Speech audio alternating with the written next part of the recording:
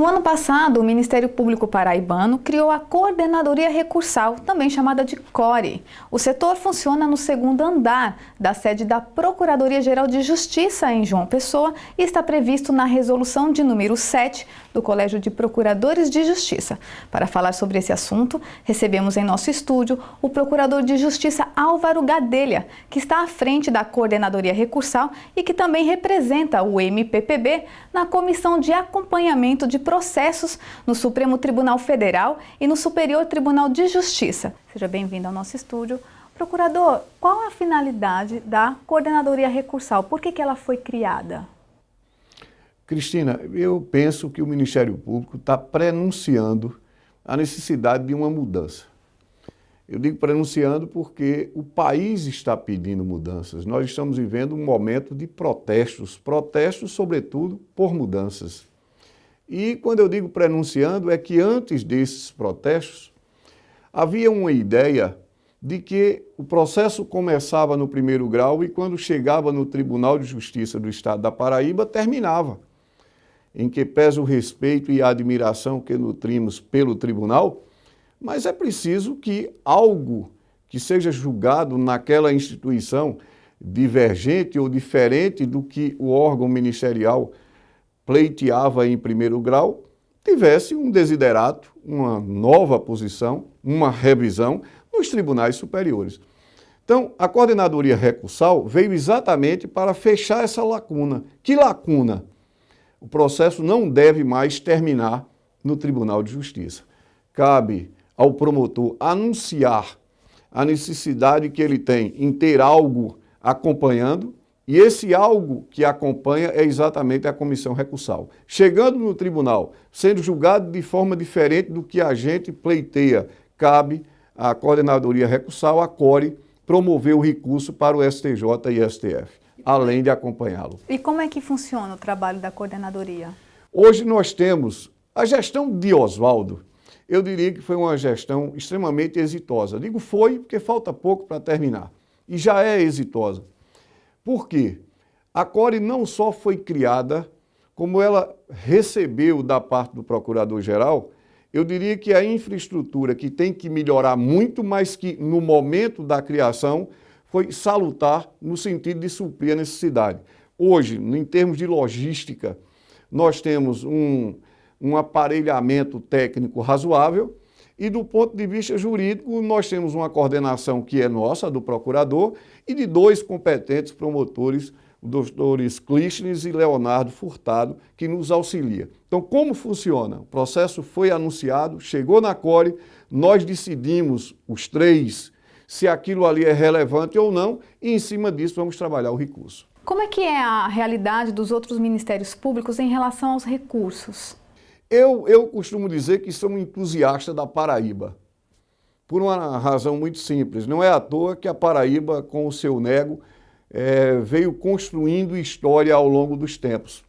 E, embora nós tenhamos ministérios públicos mais avançados em termos de coordenadoria recursal, temos inúmeros outros que não atingiram ainda o estágio que nós estamos. É lógico que os ministérios públicos de estados mais desenvolvidos, tais como Minas Gerais, Rio de Janeiro, Rio Grande do Sul, há algum tempo já têm a coordenadoria recursal e, consequentemente, a estrutura é bem melhor do que a nossa. Mas nem por isso estamos inibidos no sentido de, posteriormente, quem sabe, chegarmos a um patamar que eu acho que o Ministério Público da Paraíba merece. Como que foi a recepção dos promotores e procuradores com a criação da CORE?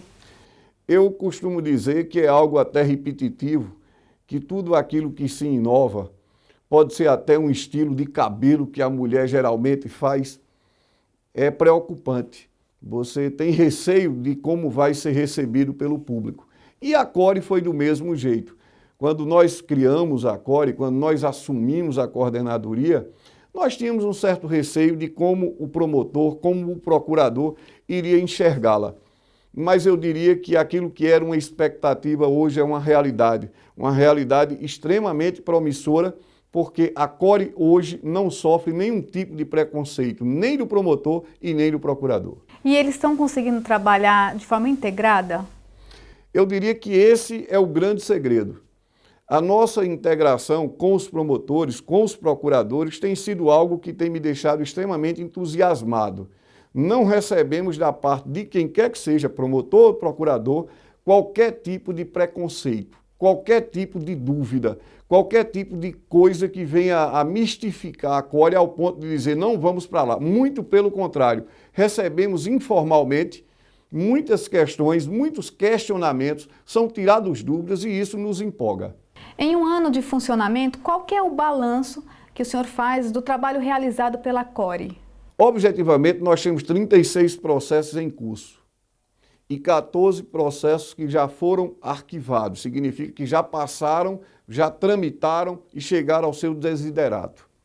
Se compararmos isso aí, levando em consideração o número de promotores com outros estados, ou seja, a Paraíba tem 200 promotores em média, enquanto que um estado como Minas Gerais tem 1.000, São Paulo tem 2.000, estatisticamente nós estamos bem acima da média do primeiro ano de funcionamento em todo o país, o que para nós é motivo de orgulho e eu diria que se há algum êxito é da forma integrada como a coisa está funcionando. Desses 36 processos que o senhor diz, desses recursos, eles foram encaminhados para o Superior Tribunal de Justiça? Alguns para o STJ, alguns para o STF, alguns ainda estão tramitando no Tribunal de Justiça. E em quantos houve uma reversão favorável ao Ministério Público? Essa é a parte mais honrosa da nossa participação aqui, porquanto nós não tivemos um dissabor. Eu não tenho dúvida de que teremos, e é natural que isso exista, mas para minha surpresa, e lhe digo com toda seriedade, surpresa mesmo, não é nenhum tipo de atitude demagógica, nós não tivemos nenhum revés. E teve algum caso que chamou a atenção que o senhor poderia dar como exemplo aqui? Eu diria que inúmeros. Agora, o que mais eu destaco no sentido de ter repercussão social é exatamente casos em que envolvem prefeituras e contratações irregulares que o órgão ministerial reclamou sentindo o reflexo popular e nós tivemos modificações de decisões que até então eram consideradas consagradas e intocáveis no sentido de admitir o concurso como algo que legaliza o ingresso no serviço público. Para finalizar, eu queria que o senhor falasse sobre a sua expectativa daqui para frente em relação à Cori. Eu tive o prazer e costumo dizer que quando você é o primeiro, você não tem mais por que você esperar o segundo. Eu fui o primeiro coordenador da Cori e isso me deixa numa posição de afirmar a você que se eu tivesse imaginado que a Cori iria funcionar da maneira que funcionou neste ano, eu não estaria falando a verdade. Daí porque manifestar a nossa satisfação por ter passado esse ano à frente da Cori é extremamente salutar. Mas diria que a responsabilidade de ter assumido isso e a repercussão que ela ganhou para o futuro, eu acredito que vai ser algo desbravador.